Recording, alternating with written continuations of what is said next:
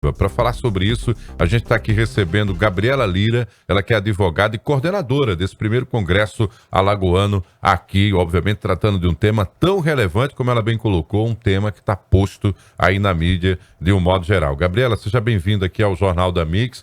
Definir em poucas palavras para quem nos acompanha o que é o compliance e como é que a gente poderia fazer para início de conversa na manhã de hoje. Muito bom dia. Bom dia a todos. Quando a gente fala em compliance, a gente vai falar sobre o sistema de gestão empresarial, não só empresarial, mas hoje também institucional, porque ele pode ser voltado tanto ao órgão público quanto ao órgão privado. Então, a gente vai falar sobre o sistema de gestão voltado ao cumprimento de normas, tanto externas quanto internas. Então, a gente vai tratar sobre o âmbito de integridade e vamos falar sobre o cumprimento de normas internas voltadas, por exemplo, à prevenção da lavagem de dinheiro, a questão de assédio moral, assédio sexual. Vamos falar sobre prevenção de narcoterrorismo. Então, quando a gente fala, ela vai desde o pequeno ato do gestor, que é como a gente fala sobre a relação com o terceirizado, até essa questão de prevenção da lavagem de dinheiro para prevenção de terrorismo e narcotráfico. Gabriela, primeiramente parabéns como organizadora, idealizadora desse evento, até porque estamos falando também de temas muito debatidos, né? Temas bem atuais. Quando a gente fala também da escolha do local e da estimativa para a participação do perfil de público, como é que vocês pensaram para realizar esse evento e o perfil para as pessoas participantes? Como eu falei, quando a gente fala em compliance, a gente fala em um sistema. Então, a gente vai tratar o congresso para vários profissionais. Então, vamos ter advogados, professores, contadores, empresários, administradores e também estudantes dessas áreas. Foi voltado para esse público porque justamente é através desses profissionais que a gente tem uma gestão da instituição.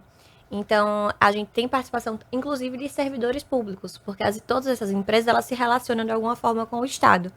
E vai ser acontecendo no Hotel Ritz Lagoa da Anta, o local foi pensado para comportar 180 pessoas e a gente está hoje com mais de 70% já das inscrições, o que surpreendeu bastante, porque apesar da estimativa, é um tema relativamente ainda desconhecido aqui no estado, mas que está... Por ser o primeiro evento, né, Gabriela, também, né? Então... Mas, graças a Deus, a gente teve uma aceitação muito boa, inclusive com muito apoio de órgãos de estado, como a Controladoria Geral do Estado, a Junta Comercial, que é um órgão que vai lidar somente com empresários, então a gente teve o apoio bastante da Junta Comercial, da Cefaz também, que é o órgão que justamente vai tratar dessas relações de imposto, de evitar sonegação fiscal.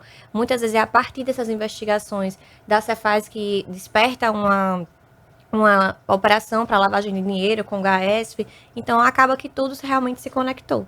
Pois é, primeiro parabéns pela escolha do tema, né, como você bem coloca, né, para grosso modo você que nos entende, nos acompanha, né, é para fazer as empresas trabalharem honestamente, tá? Entre outras coisas, agora a gente está falando de uma referência também internacional, porque o compliance é um modelo de gestão também internacional, né? Agora, qual o desafio, Gabriela, que você acredita para que, obviamente, as empresas compreendam o que é e principalmente coloquem em prática o compliance, já que é uma política que mexe aí muitas vezes até com princípios, né, nunca seguidos por algumas instituições e que agora passa a ser uma realidade até eu espero que no futuro, para investimentos. As empresas só consigam investimentos se elas tiverem política de compliance. Um dia isso vai acontecer, viu, Gabriela? Como é que você acredita que isso pode mudar de algum modo? Então, o grande desafio inicialmente é a partir do custo, né? Porque montar um sistema de gestão de compliance vai exigir que a empresa invista recursos para poder manter esse sistema, porque necessariamente ele vai precisar de profissionais qualificados. Profissionais qualificados e estrutura demandam custos para essas empresas. Então, acho que o primeiro desafio já é a partir daí para o empresário. O segundo também é a questão da burocratização. No nosso país, e como no estado e município, assim por diante, a gente tem muita burocracia em todos os atos que vamos fazer. Então, para você acabar, eu soneguei um imposto, mas às vezes é por puro desconhecimento. Então, há uma análise de riscos, que é justamente um dos pilares do programa de compliance, é a análise de risco, para evitar que, de forma intencional ou não, o empresário incorra nessas condutas que seriam criminalizadas. Então, a questão da burocracia é uma coisa que atrapalha bastante, principalmente quando vai para o setor público. Quando a gente fala em compliance no setor público, a gente teria que ter uma lei para criar esse setor, esses cargos seriam concursados, comissionados, a gente também falaria sobre perenidade de políticas públicas, porque entre um gestor, sai gestor, essa política continua ou não. Então, a gente falaria de ação política também, sobre esse comprometimento. Acredito que custos e burocratização realmente são os dois principais pilares. Aqui, especificamente no Estado, essa questão também de termos muitas empresas familiares dificulta, porque a gente precisa do comprometimento da alta gestão para falar sobre compliance. Não adianta a gente passar uma cultura de ética e integridade para os nossos colaboradores e a própria alta gestão, a alta administração não estar comprometida, porque assim não vamos ter uma eficácia do programa. Essa realidade, Gabriela, hoje para o cenário local, quando estamos falando de preparação para as empresas, para os atores, né, que são responsáveis também em dar esse ordenamento sobre os avanços das leis no país. Essa realidade hoje é uma realidade que precisamos estar atentos, é um clima de alerta realmente para a nossa sociedade de uma forma geral em relação àquilo que tem sido colocado na mesa em outras federações? Sim. Como foi dito, o Compliance ele é um programa que surgiu a partir de normas internacionais. Só que o Brasil vem avançando com isso, a lei anticorrupção traz isso para a gente, apesar de ser uma lei de 2012, a gente tem vários decretos que vai regulamentando, e então vai sendo sempre constante essa atualização. E em relação às contratações públicas, né, a gente tem decretos aqui do Estado que saíram em agosto de 2025. Então, quando a gente fala nisso em âmbito estadual, sobre essa exigência de programas de compliance em contratações de grande vulto, é realmente muito recente. Inclusive, as exigências começaram a partir de agora, praticamente. Entendo. Então, preparar empresas para contratar com o setor público, preparar empresas para exportar, importar, abrir ação na Bolsa de Valores. Então, todos esses ramos, eles necessitam que o compliance esteja integrado. Pois é, principalmente quando envolve essa possibilidade de abrir o capital, né? Você vai ter pessoas que você nem conhece que vão estar fazendo investimentos também na sua organização. Gabriela, o compliance hoje ele já é debatido em sala de aula para os alunos que se formam em direito, contabilidade, esses cursos aí que você acabou citando, né? Como referência para cuidar da condição de uma empresa? Infelizmente, quando a gente parte para a questão acadêmica, na graduação a gente ainda não tem isso como matéria. Até a questão da governança corporativa, a gente tem algumas matérias voltadas no curso de administração e de contabilidade.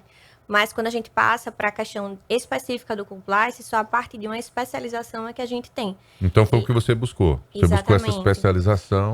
Eu fiz, na pós-graduação, o meu TCC já foi voltado para compliance e era compliance como instrumento de prevenção ao delito econômico. E quando a gente passou para o mestrado, que eu já concluí, graças a Deus, que foi uma jornada também bem longa, a gente especializou ainda mais na questão do compliance e aí voltado para a lavagem de dinheiro. E oriunda de verbas públicas. Então, a gente consegue juntar esses dois assuntos. Mas só a partir realmente de uma especialização é que a gente consegue ouvir falar sobre compliance. Realmente, quando eu comecei a estudar sobre isso, eu comentava com as pessoas e vinha aquele comentário. Você está fazendo o quê? Né? Mas hoje, graças a Deus, acho tem um lado bom e um lado ruim das últimas notícias que saíram nas mídias. Porque acaba que desperta em algumas pessoas descobrir o que é. Nessa operação do Banco Master Compliance Zero, despertou em algumas pessoas, mas o que é isso? Eu não ouvi falar sobre, qual foi o problema? E era compliance zero mesmo, né? Porque para onde você olha tem crime ali cometido por eles de um modo geral. Por isso que a gente falou sobre alta administração na questão de comprometimento. Não adianta ter sem realmente funcionar. É isso mesmo, né? E estamos falando de situações bem atuais, Marcos. Estamos noticiando todos os dias, né? Essas operações e principalmente a compliance zero, caso que envolve o Banco Master.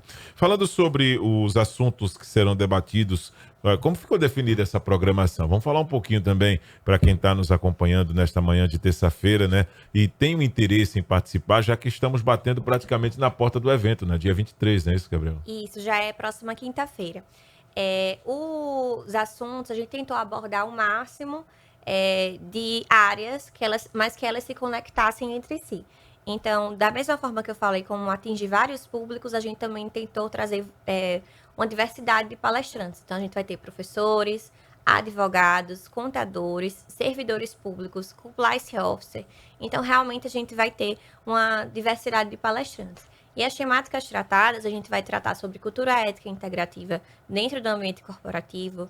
Vamos tratar sobre o custo de não ter o compliance, que é justamente quando a gente vai abordar esses recentes escândalos que tivemos. Vamos tratar sobre LGPD.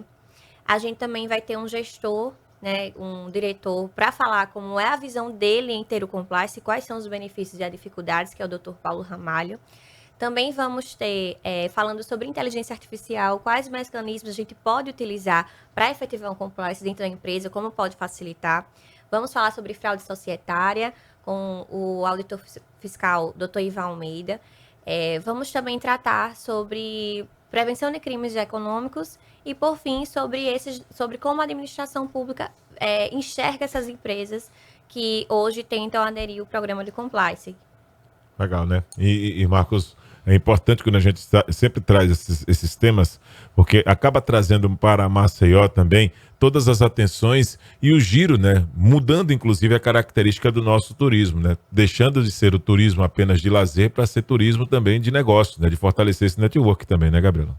Isso. Eu estive em São Paulo apresentando um trabalho sobre o programa de compliance da Cefaz aqui, e apesar de a gente ser um estado pequeno, a gente é um estado de muita relevância e referência. Então, quando a gente vai para fora, a visão que as pessoas têm daqui é muito boa. O programa da Cefaz Alagoas foi o primeiro programa de compliance de um órgão público do Brasil, e muita gente desconhece essa informação. Então, todos os programas que foram feitos em outros estados, em outros órgãos, o pessoal veio para Alagoas para poder aprender na prática como é que foi feito. Começou em qual governo? Começou no governo do Renan. Renan Filho. Do Renan Filho, isso. O secretário era o Francisco Suruagi. Então, acabou que teve alguns escândalos ao tempo com auditores fiscais, e isso despertou na instituição que o que eles poderiam fazer internamente para evitar essas condutas dos servidores. Então, a partir daí, o Rodrigo Bittencourt, que vai palestrar, ele trouxe essa idealização desse projeto, e hoje a gente também é referência ao Estado em compliance público. Muito bom. Show Então, de essa bola. informação é importante, né? Até porque a gente está num ano eleitoral e quando se começa a fazer críticas sem conhecer a realidade, está aí um fato importante, Alagoas influenciando a partir do que foi executado na Cefaz, virando modelo também para todo o Brasil. Parabéns pela escolha do tema, é algo assim necessário para a sociedade, né? Na prática a gente preserva as organizações, mas quem ganha com isso é a sociedade como um todo. Só que destrinchando a sigla que ela falou, LGPD é a Lei Geral de Proteção de Dados, tá? Hoje, por conta da digitalização e a relação do cidadão com as empresas e o universo público, todos os seus dados estão depositados lá. Então é fundamental que essa organização trate isso também com muita ética e dentro das regras do compliance. Gabriela, caso a gente tenha deixado de explorar algo que você considere relevante ainda sobre o tema, faça o convite, diga como é que pode fazer a inscrição. A palavra final é sua, fica à vontade. Eu quero convidar todos os ouvintes, a você que é gestor empresarial, administrador, contador, advogado, estudante, para que tenha interesse de atuar na gestão empresarial, atuar com compliance e desconhece ainda, quer se profissionalizar, quer se especializar, saber mais sobre o assunto, comparecer ao congresso do dia 23 de abril, que vai acontecer no Hotel Ritz Lagoa da Anta, de 8 às 18. As inscrições estão sendo realizadas no aplicativo DOIT, então vocês conseguem lá ter todas as informações e também a programação completa do congresso. É isso, obrigada pelo espaço. Valeu, obrigado a você pela presença. 6 horas e 40 minutos, vamos para um rápido intervalo. Daqui a pouco a gente volta com mais informações.